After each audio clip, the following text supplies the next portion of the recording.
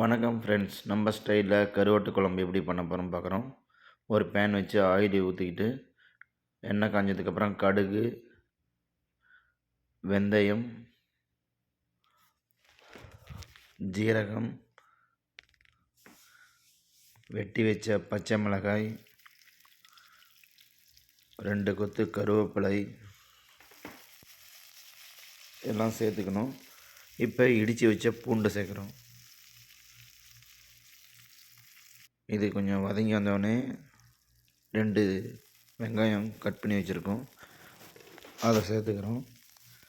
வெங்காயம் சேர்த்து நல்லா கொஞ்சம் பொன்முருவலாக வறுந்து வரணும்.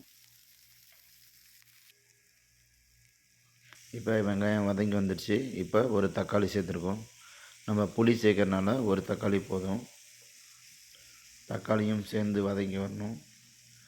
தக்காளியை வதங்கினதுக்கப்புறம் நம்ம அலசி வச்சுருக்க கருவாடு, நான் சின்ன சின்ன கருவாடு தான் சேர்த்துருக்கேன்,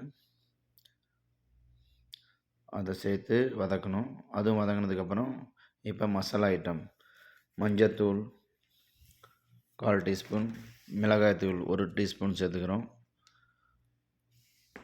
குழம்பு மிளகாய்த்தூள் நம்மளுடைய குழம்புக்கு தேவையான திக்னஸுக்கு 2 ஸ்பூன் சேர்த்துக்கிறோம்.